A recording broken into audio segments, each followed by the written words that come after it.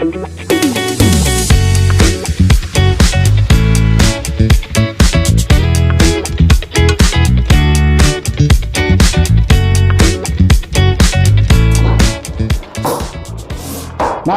sahabat ILP, hari ini saya akan berbincang-bincang dengan Ibu Tresya, seorang owner dari pabrik sepatu Safety Shoes.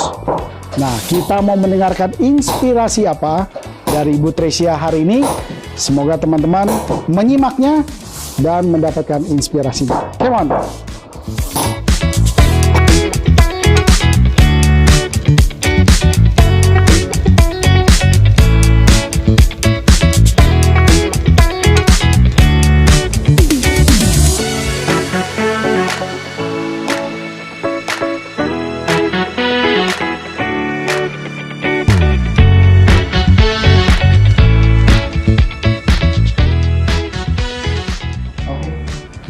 Sahabat ILP, hari ini kita berjumpa dengan Ibu Tresya, seorang pengusaha Safety Shoes dari Bogor.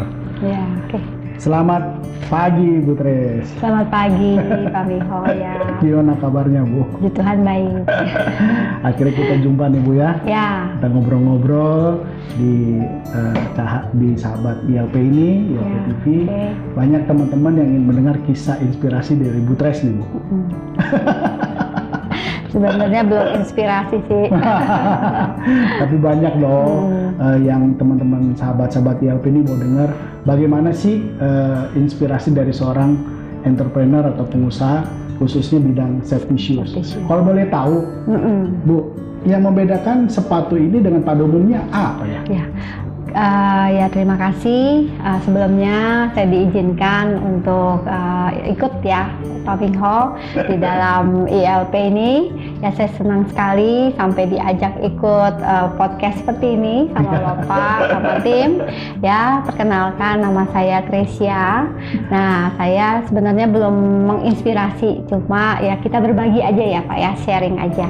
Ya, antara sepatu safety kami dibanding sepatu safety yang lain, mungkin yang pertama itu dari jenis kulitnya. Nah, kulitnya kami itu kulit asli, jadi bukan sintetis ya.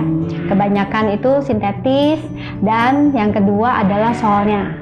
Sol itu kami buat bukan dibeli jadi, karena sol yang beli jadi itu Bapak boleh cek ya di pasaran kalau ada sel-sel gitu, itu solnya itu memang dia dipakai nggak dipakai itu bisa lepas sendiri. Sol itu berarti yang di bawah, yang di bawah, sini ya? Betul ya. Itu kami memang karena ini adalah perusahaan dari orang tua, dan orang tua kami yang memformulasikan kimia-kimianya sehingga solnya itu kuat ya. Oh, jadi sepatu ini juga sampai ke ada kimia-kimia juga? Betul. Karena prosesnya panjang ya Pak ya sebelum jadi sepatu ini. Nah, di sini uniknya bahwa setelah saya terjun ke sini ternyata baru tahu nih kalau sepatu itu bukan sekedar kita pakai terus biasanya kan cuma kita pakai bawa jalan enak gitu ya. Ternyata ada beberapa komponen yang di situ yang unik yang harus kita perhatikan gitu. Apalagi ini termasuk sepatu untuk safety ya. Betul Biasa Pak. dipakai dalam industri. Betul. Untuk keamanan daripada penggunanya. Betul. Nah, Bu Tres, Ya. ini para sahabat TLP juga pengen tahu, pengen denger nih. Latar belakang dari Bu Tresya. Oke. Apakah tiba-tiba langsung muncul di Safety Shoes ini atau memang ada cerita yang pengalaman lainnya? Pengalaman ya. Awal mulanya ya biasalah kalau perempuan, ibu-ibu udah nikah maunya itu nggak kerja yang terlalu ninggalin anak ya kok ya di rumah ya Pak ya. Jadi awalnya sih saya kerja di salah satu perusahaan rumah tangga gitu di Jakarta.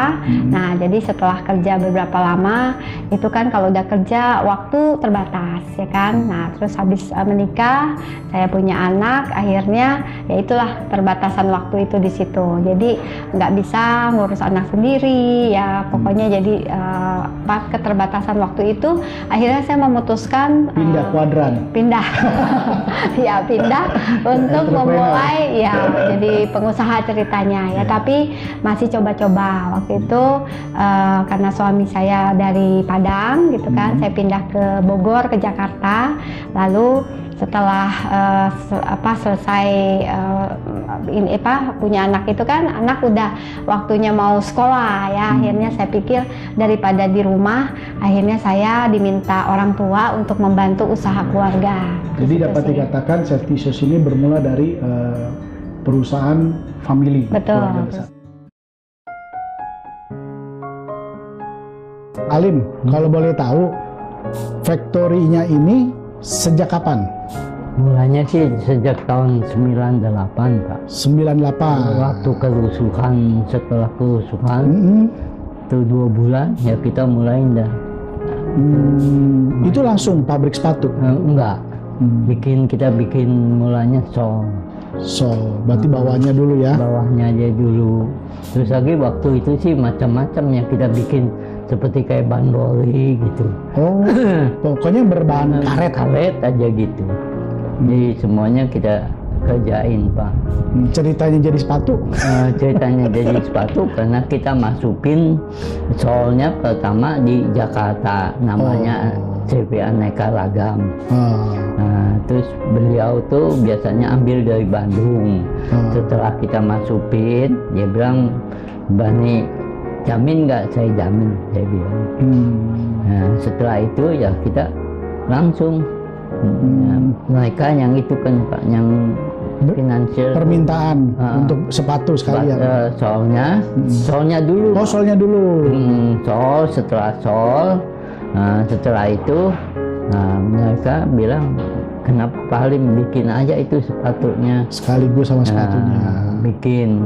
Nah, setelah itu, ini yang terjun Pak Stefano. Ya, yang ituin sepatu. Kalau saya kan, saya bilang saya nggak bisa karena saya nggak pernah belajar kulit gitu. Saya yang pelajarin kan karet. Gitu. Memang Pak Stefanus awal kulit?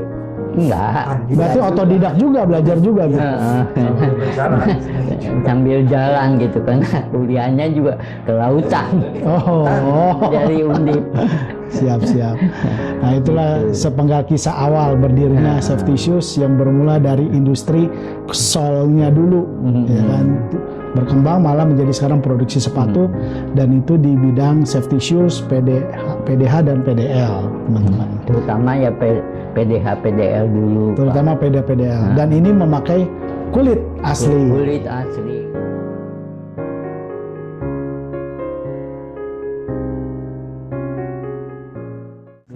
Perusahaan keluarga. Every include ibu di perusahaan Safety Shoes ini. Iya, betul. Kalau boleh tahu Bu, emang handle bagian apa nih utamanya? Oke, karena background saya accounting ya Pak, jadi saya diminta sama orang tua untuk, ayo deh bantuin si Papa ini untuk menghandle accounting. Awalnya seperti itu, keuangannya. Termasuk finance-nya. Termasuk finance-nya, ya. Pajak semua juga Ibu handle? Pajak sih kita pakai orang lain ya. Ya, pakai orang lain. Nah, itulah sepenggal kisah dari Bu Tresia dan latar belakangnya. Nah, awalnya Bu bisa ke tempat Safety Shoes ini sebenarnya tertarik ya pertama? Ya kan? Atau kok memang ya udahlah, kesempatan ini saya coba jalankan dulu. Kalau awalnya sih ya dulu kan kerja ya Pak. Dulu kan kerja Pak di bagian accounting juga ya kan. Nah terus setelah ini orang tua ajak untuk bergabung di sini, jadi di bagian accounting. Sebetulnya kalau mau dilihat latar belakangnya sih memang accounting backgroundnya, tapi kalau dilihat tuh kayaknya accounting tuh jenuh ya kan. itu terus yang dikerjakan polanya sama ya, jadi dari waktu ke waktu sama. Cuma saya berpikir waktu itu ya kalau tadi balik lagi kan, perempuan, ibu rumah tangga masih mikirin anak ya. Jadi berpikir ya sudahlah, daripada kalau di tempat lain kan kita mesti dipatok ya Pak, dari jam 8 sampai sore sampai malam gitu, apalagi kalau udah kerja di Jakarta. Jadi saya mengingat itu, saya berpikir saya cobalah di sini gitu kan ya, dengan posisi ya accounting finance tadi. Jadi dapat dikatakan mencoba safety shoes ini bukan dari produknya ya, Bukan. tapi dari kebutuhan. Kebutuhan, betul. Ibu Kebutuhan. untuk waktu yang lebih fleksibel dalam mengatur manajemen rumah tangga, sehingga harus beralih dari kuadran employee jadi entrepreneur. Betul, ya. Benar-benar. Kalau begitu Bu Tres, Ya, perusahaan ini berjalan sebelum Bu Tres gabung, betul. karena ini adalah awalnya usaha dari orang tua. Betul. Ya kan? Boleh ceritain sejarah perusahaan Safety Shoes ini berdiri, oke. gitu. Pasti tahu dong kisahnya. Iya, dimulai dari kan tadi kita bilang, saya bilang bahwa kita punya Sol itu orang tua saya, papa saya yang formula sebagai formulator ya. Nah waktu itu dibantu dengan kakak saya yang nomor 2. Ya saya 4 bersaudara, saya anak paling bungsu. Nah yang kedua itu bantu papa, bantu orang tua ya. Nah di situ itu dari situ apa tadi pertanyaannya dulu Pak saya. Ini jadi usaha ini berdiri sejak kapan? Oh ya udah. Kalau ada tahunnya boleh. Ya. Nah kakak saya itu tidak setelah lulus kuliah itu tidak melanjutkan ke pekerja. Jadi langsung bergabung langsung gabung sama papa karena papa butuh kan. Jadi kakak tuh yang pertama kali bergabung langsung bareng-bareng sama papa. Nah dimulainya itu dari Sol, kita buat sol aja, tidak buat sepatu. Berarti waktu itu kondisinya menerima orderan dari sepatu lain, merek lain, karena menghandle solnya aja. Ya. Dan waktu itu kita buat untuk sepatu TNI. Oh iya, sepatu TNI. Jadi kita hanya supply sol. Ya, tidak punya orang untuk buat sepatu, ya kan? Jadi hanya sol. Berarti sepatu safety ini apabila untuk masuk ke angkatan bersenjata seperti TNI bisa ya? Bisa, sangat bisa banget Pak. Ya, jadi setelah sol kami buat gitu. Jadi hanya menerima solnya saja, tidak ada orang. Itu hanya 2 orang. Sama kakak saya itu hanya 2 orang. Jadi dari karet lalu kita cetak-cetak itu hanya berdua awalnya itu. Itu kalau boleh tahu kisaran kira-kira tahun berapa? Saya waktu itu masih SMA ya. Saya sama kakak saya kelahiran 67. Ya, jadi kurang lebih udah berapa tahun ya? 80-an itu. Ya, betul. Pokoknya sudah itulah. Oh, berarti industri ini cukup lama sekali. Lama. Saya aja bergabung. Setengah abad lebih loh. Saya bergabung di sini aja dari tahun 2010, Pak. Ya. Jadi dari Sol dan hanya di rumah cuma 2 orang. Nah, jadi tapi berkembang. Nah, setelah berkembang karena kita masuknya ke lingkungan TNI, ya kan. Setelah berkembang itu akhirnya mereka minta kita membuat sepatunya langsung dari Sol plus sepatu. Nah, akhirnya kakak saya itu cari tukang buat pola. Nah, terus mulai untuk cari penjahit. Nah, pokoknya kakak saya banyak belajar lah di situ. Tantangannya waktu yang ibu kira-kira melihat, mendengar tantangan merintis atau menjalankan usahanya awal-awal tuh yang Bu Tres ketahui. Kalau tantangan apakah SDM kah? Ya. Kalau tantangan yang pertama dari diri saya, itu yang pertama adalah saya harus benar-benar suka di sini, ya kan. Nah, yang kedua biasa saya orang gajian Pak, yang otomatis kan langsung tiap bulan terima ya, udah enak aja kan terima. Pokoknya ada orderan, nggak ada orderan kita pasti terima, ya kan. Nah kalau di sini orderan itu harus kita cari sendiri. Walaupun ibu di accounting juga cari orderan. Cari, karena kan ini usaha bersama ya kan. Berarti ada saham loh ya. Berarti hitungannya kan ada saham dong, bukan hanya accounting. Iya, makanya itu ibu juga cari yang terberat Pak. Cari order orderan juga kan? Ya, cari orderan itu yang lumayan itu ya. Jadi pokoknya untuk nasib kita sendiri, keluarga, belum karyawan ya, itu Betul. harus kita pikirkan. Dan setiap minggu kita biasanya gajian itu mingguan. Nah, setiap minggu itu kita harus terus. Jadi orderan itu harus ada. Jadi tantangan yang tadi Bapak bilang adalah kita harus mencari orderan Karena supaya bagi seorang entrepreneur ya, betul. bukan hanya memikirkan omset Betul. pribadi, tapi juga turut memikirkan Betul. kehidupan daripada pekerja. ya. Jadi yang menghidupi suatu perusahaan adalah ujung tombaknya ya penjualan. Betul, Kembali lagi penjualan, betul. sales and sales Betul. seperti itu Bu ya. Betul. Itu Ya. tantangan yang tantangannya itu. apalagi awalnya dari seorang accounting Iya. harus menyesuaikan diri untuk terjun juga Marketing. Betul, ya. Ini luar biasa loh Bu. Iya. Karena orang accounting biasa di belakang Di meja dalam kan? belakang meja Iya ya. kan? Sulit ketemu orang ya. Iya. Nah teman-teman, hari ini saya mampir di pabrik safety shoes-nya Ibu Tresya. Nah, Bu Tres, kenalin dong ini para owner atau pendirinya nih. Ini yang tadi ownernya bapak saya nih, Halim. Nah, kenalan dulu Om. Salam kenal Om. Octavianus. Kali membantu papa ya di bidang sepatu ini, di bidang kaos. Iya. Kakak saya. Halo, Pak Stef dengan Octavianus. Salam kenal ya Pak. Selanjutnya untuk bagian produksi nanti dilanjutkan dengan kakak saya ya. Iya. Jadi sahabat-sahabat, Safety Shoes ini pendiri awalnya adalah ayahanda dari Ibu Tresya, Pak Halim. Luar biasa semangat Om ya. Wah, usia berapa Om? 86, masih semangat teman-teman, masih kontrol semua, keren. Yuk kita lihat proses produksinya. Izin ya Bu Tres. Yuk, izin Pak Halim.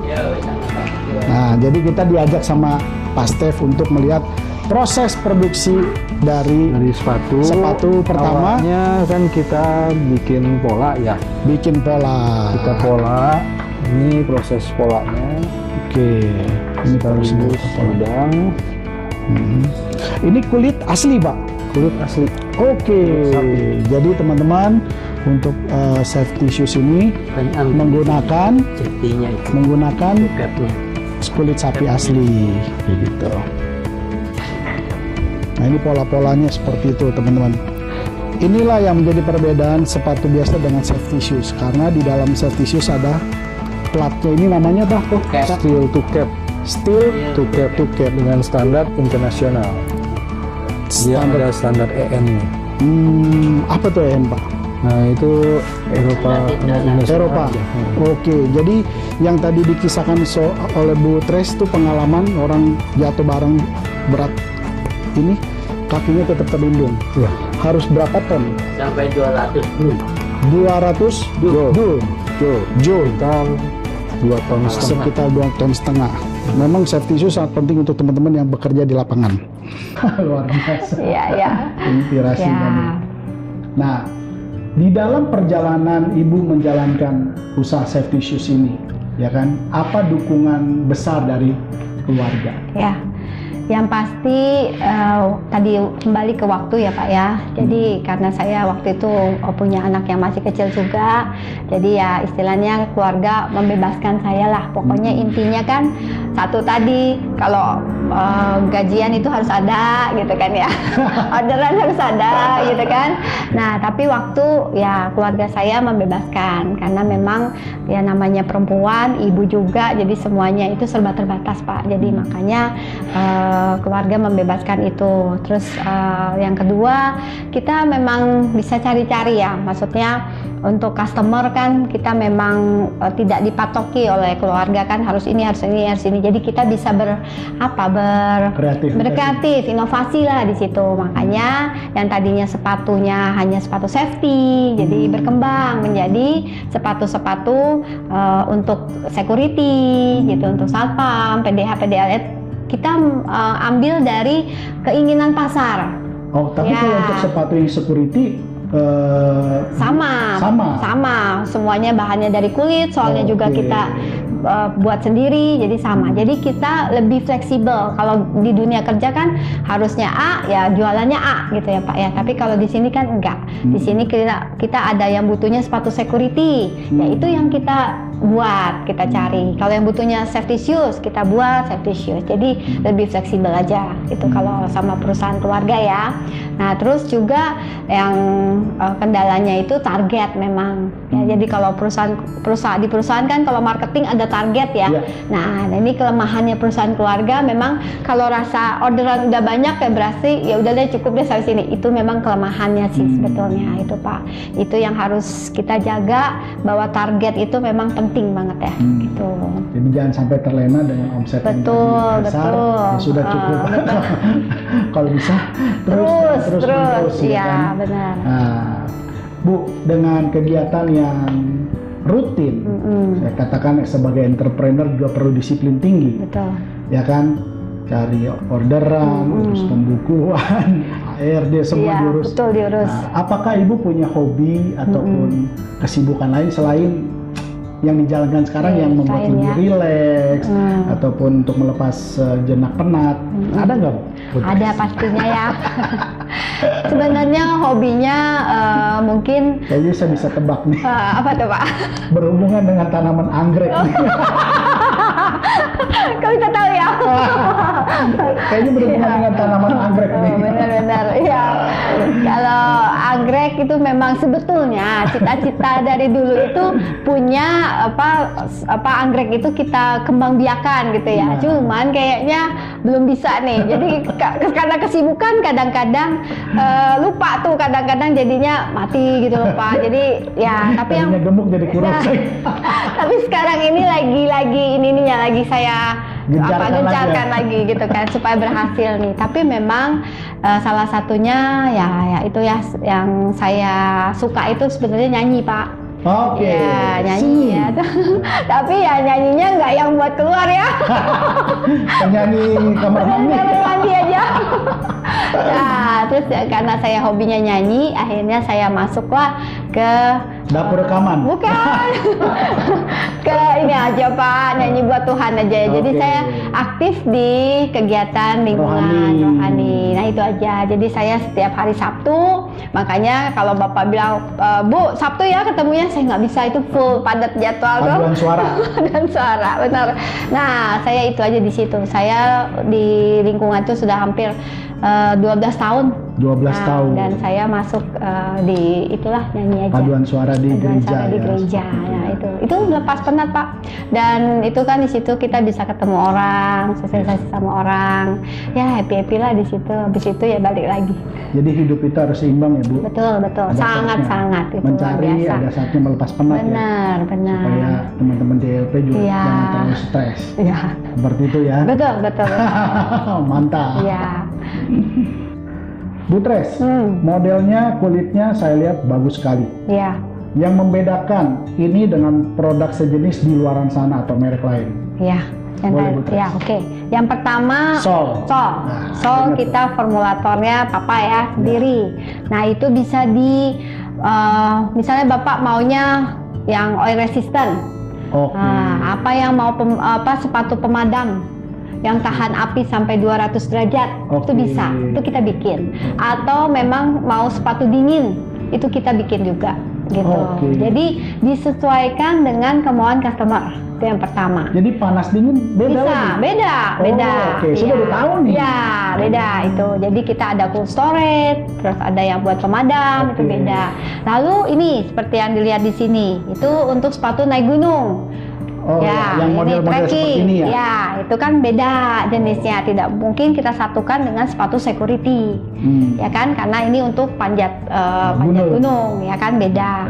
Lalu kalau untuk yang company yang gas oil itu tadi yang resistan. Untuk chef, ya untuk di dapur beda lagi Pak. Gitu. Oh, chef itu juga ada sepatu? Ada. Biasanya safety itu untuk chef ada. Saya baru tahu juga nih.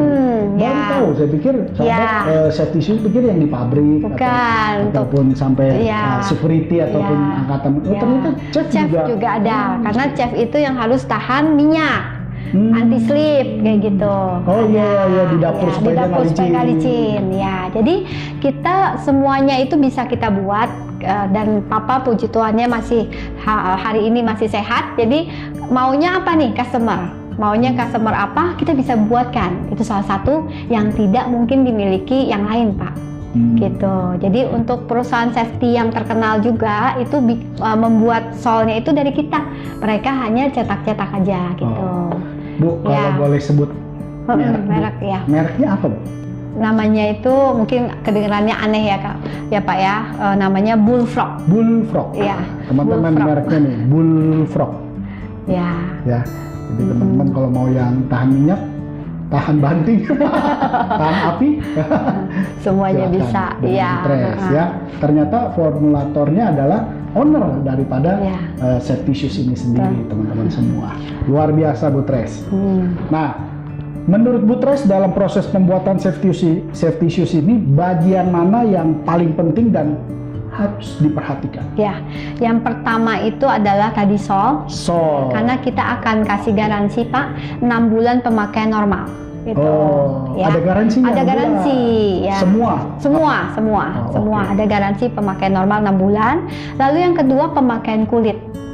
Kulitnya? Ya, Iya. karena beda-beda antara kulit untuk trekking itu kulitnya beda, untuk security beda, untuk safety shoes beda gitu. Jadi beda-beda gitu. Jadi itu yang paling penting Itu yang adalah paling bagian penting. solnya itu Iya, ya. sol dan kulit. Makanya kenapa pendiri berusaha untuk membuat formulatornya sendiri. Betul. Ya, rasa percaya diri lebih ada, Betul. buat sendiri Betul. untuk yang Meracik. tahan Iya, api, tahan api, dingin, tahan tahan dingin. dan Betul. lain sebagainya. Betul, iya betul. Keren. Ya. Sahabat, setelah potong bola kita mau jahit. Istilahnya namanya Stitching. stitching. Jadi ada istilahnya stitching. Di sini area jahit. Nah, ini area jahitnya nih di sini teman-teman.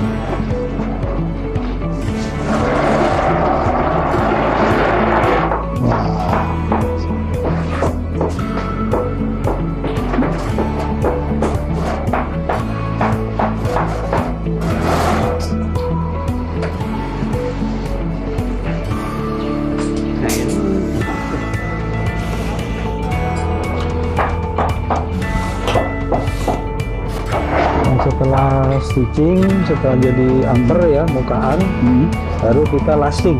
Plastik. Dengan lasting itu kita tarik. Karena kita masih manual, tarik manual. Sebenarnya ada mesin lastingnya. Tapi ini lebih rapi loh. Ini hasil Itu di lasting atau ditarik. di lasting. Jadi proses berikutnya setelah jahit adalah di lasting, ditarik kulitnya, Iya. baru untuk supaya bentuknya mau apa, Modelnya apa? Nah, itu Nah. sulasnya. supaya bisa ditempel dengan solnya. Iya. Setelah itu baru kita assembling sol. Kalau ini sih terakhir sebelum finishing. Ini jahit sol, di istilahnya tukang sol itu. Ya lebih dikuatin lagi ya. Ya. Nah, teman-teman ILP juga mau dengar nih Bu. Ya. Dalam menjalankan usaha safety shoes ini, kan tentu tidak datar-datar saja. Betul. Ada kisah yang menarik atau unik nggak? Betul. Yang boleh Bu Tres share Ya. kepada teman-teman? Ya, waktu itu zamannya COVID ya Pak. COVID. Ya, zaman COVID kan semuanya letih, lesu ya pokoknya. Loyo. Ya. Kita sampai nggak berani keluar rumah, Iya, betul. terus banyak korban kayak gitu Iya. ya. Di saat itu orderan kami itu luar biasa. Itu Anjlok. sampai besar Pak, naik. Oh, malah naik. Iya, Oh, naik. saya ya. salah sangka. Saya pikir Naik. dok, malah naik. Mungkin karena security banyak dipakai kali ya Pak ya, Nah. gitu kan ya. Dan sampai itu di situ pengirimannya itu juga nggak bisa pakai mobil biasa, itu harus pakai apa tuh untuk pakai truk yang gede itu. Nah, kontainer. itu, kontainer Wow. itu luar biasa. Itu perjalanannya yang sepanjang kita sejarah kita itu pas COVID justru malah kayaknya kok pelonjakannya tinggi. Itu saya bersyukur banget. Dan di saat itu karyawan kami itu ya mungkin kita harus banyak supply kan, dan semua karyawan kami itu tidak ada yang COVID lah, maksudnya tidak ada yang di karantina, tidak ada yang gitu kan, tidak ada, pokoknya sehat-sehat sampai akhirnya dapat PO yang ribuan itu dan bisa terkirim tanpa semuanya sehat lah, pokoknya tidak ada yang kena COVID tuh waktu itu ya. Di tengah kondisi global yang seperti kemarin itu pandemi, malah orderannya melonjak Tajam. Nah, Ya, saat-saat ini teman-teman yang jangan pesimis dengan situasi global, percaya bahwa nanti ada cerita menarik dalam kisah usaha perjalanan bisnis teman-teman. Yang penting tetap semangat, fokus dan konsisten. amin. Nah, teman-teman akan berpikir hal yang sama dengan saya. Kenapa? Karena ternyata penggunaan safety shoes ini sangat penting. Kita dengar misalnya dari Bu Tres, kenapa safety shoes ini sangat penting bagi para pekerja di lapangan, Bu? Ya, betul. Karena pernah ada kejadian waktu itu bahwa karyawan yang memakai safety sepatu kami itu kena kejatuhan apa tuh ya, kayak Benda biasa. itu karena safety shoes itu kan kekuatannya 2,5 ton di dalamnya. Jadi di dalam sepatu ini ada ininya, Ada platnya, ada pelapisnya, platnya Oke. ya, dan karyawan itu kejatuhan. Nah, di situ sampai nancap gitu ya, tapi kakinya selamat, tidak Aduh. apa-apa gitu. Itu kalau nggak ada safety Ya, shoes. nah, jadi tapi tempe kalau itu. safety shoes yang biasa itu jangan sampai salah ya Pak ya. Oke. Itu kalau kita injek misalnya pria yang injek gitu pakai kaki aja itu bisa penyok ya. Pelatnya, apalagi nanti kalau kejatuhan benda kan ya. Oke. Tapi ini sudah terbukti bahwa kekuatan kita karena untuk safety-nya sendiri itu dari Jerman. Kita pakai nggak yang abal-abal, safety-nya sendiri memang betul kita benar-benar safety. Kita ambil yang dari Jerman dan bukan lokal memang Pak. Ya. Karena memang ya itulah kita punya produk ya. Jadi akhirnya sudah sampai posisi kejatuhan itu kakinya nggak Tetap aman. Dirinya ketancap Pak. Tancap tapi kakinya aman. Iya. tuh. Jadi kalau secara itu adalah produk safety shoes yang Bu Tres, Betul. yang ada di perusahaan Bu Tres. Betul. Tapi secara umum, gambaran umum bahwa safety shoes sepakat Harus penting penting. dipakai untuk para pekerja di lapangan. Iya. Ya, terlepas dari merek apapun, Betul. harus punya, dan pilihlah yang kualitasnya bukan kaleng-kaleng, Betul. bukan abal-abal. Iya, bahaya Karena banget. ternyata di luar sana banyak yang terpancing harga murah, Bu. Betul. Ternyata begitu diinjak, penyok. Iya. Ke di ujungnya ada platnya nih. Ada di ujungnya ada teman-teman platnya. semua. Jadi pastikan teman-teman beli sepatu safety shoes yang memang jaminan mutunya Betul. terjamin Jamin, seperti itu, iya. ya. Dan itu sangat penting, ya. Dapat dikatakan asuransi pekerja di lapangan ini sepatu juga, Sepatu. ya kan, bukan hanya sekedar asuransi bentuk polis, tapi bagi jaminan keamanan para pekerja. Seperti itu, Bu, ya. Betul. Tapi selain itu juga kalau yang kayak di kitchen kayak gitu kan, ya harus tahan, harus peret gitu kan, Supaya nggak licin. supaya nggak licin. Berarti Ya, sol bawahnya lagi. Sol bawahnya lagi. Oke. Itu memang udah harus deh paten itu kalau di safety shoes. Oh, Ya. seperti itu. Nah, sahabat-sahabat ILP semua, mungkin ada sahabat yang ingin memulai suatu usaha, Betul. apakah itu manufacture ataupun bidang produksi. Kita mau dengar nih tips ataupun wejangan dari Bu Tres yang sudah terjun di dalam dunia entrepreneur, terutama di perusahaan manufacture. Ya. Boleh, Bu? Boleh. Kalau yang pertama itu harus disiapkan mental sebetulnya Pak. Mental. Mental itu ya kita harus siap ya, karena memang yang tadi kita yang mencari omset, kita yang membuat penjualan ya. Jadi kita tidak bisa setahun 2 tahun mundur, karena ini adalah satu keputusan untuk jangka panjang ya. Apalagi kalau kita sudah berumah tangga, menikah, itu kan keputusan jangka panjang ya. Jadi memang yang pertama harus dia siapkan itu selain modal, itu adalah mental. Mental. Ya, nah, mental itu harus benar-benar tangguh deh dari segala suasana ya. Terus kita jangan mut-mutan Pak, Nggak boleh mudi, nggak ya? boleh mudi. Ya pokoknya kalau memang ada masalah dimanapun, di rumah apa di mana dengan karyawan, kita harus bijak ya. Kita harus berpikir, oh ya memang posisi harus ada di dua posisi lah gitu ya. Dan kita juga harus mengatur keuangan yang pertama ya, keuangan cash flow-nya. Karena memang terus terang sekarang itu lebih ke ekonomi yang seperti ini kan harus cash flow lah yang kita lihat itu kan ya, karena kita nggak bisa main-main. Karena kalau misalnya karyawan kita nggak bisa minggu ini nggak gajian, besok gajian, itu nggak bisa. Jadi, nanti bisa demo. Betul. Jadi harus dipikirkan itu bahwa cash flow 1 bulan ke depan itu kita harus aman. Tunggu biaya produksi juga, karena semuanya kan serba sendiri Pak ya. Kalau di perusahaan mungkin sudah ada yang mengatur semua itu, tapi kalau kita sendiri itu kita harus bisa memikirkan sampai ke sana. Jadi dapat dikatakan buat saudara-saudara, sahabat-sahabat ILP yang ingin memulai perusahaan manufacturing ini seperti ini, pada saat ada jumlah saldo uang yang cukup, betul, tidak boleh terlena. Betul, ya benar, harus terus. Karena itu kebutuhan mungkin bulan depan, betul, atau di masa order lagi sepi. Benar. Nah, jadi jangan terpancing. Betul, itu betul sekali Pak. Betul ya Bu ya. Karena kalau orderan lagi sepi, tetap kita harus mempertahankan karyawan. Iya. Jadi produksi tetap berjalan. Kalau karyawannya bubar, besok mau produksi lagi, manggilin lagi susah. Susah. Kumpulinnya betul. lagi. Yang kedua SDM itu susah banget Pak. Iya. SDM itu susah karena ini butuh keahlian. Butuh skill. Butuh skill. Iya, kalau yang hanya yang pola, ya kan semua butuh keahlian. Jadi kalau kita nggak ada orderan itu sulit buat manggil mereka lagi gitu. Jadi dibutuhkan wise. Betul, bijaksana banget. Iya. Betul.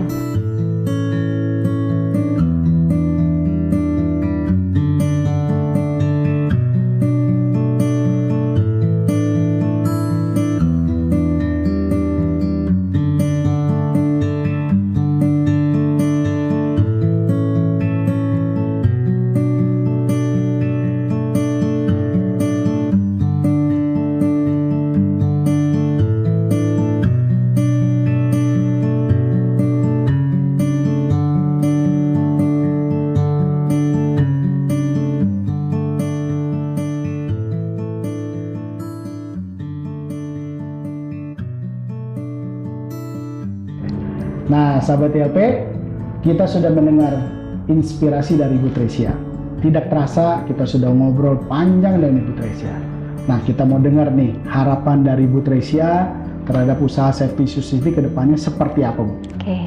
Ya, harapannya sudah pasti omsetnya semakin besar ya Pak, penjualannya semakin banyak dan bisa menarik karyawan lebih banyak lagi supaya bisa memperjuangkan mereka untuk masa depan karyawan itu lebih baik lagi. Lebih baik lagi. Iya, itu aja. Berarti ada perluasan juga. Betul, perluasan ya. Market juga tambah ya, Bu? Betul, supaya market bisa bertambah. Amin. Amin.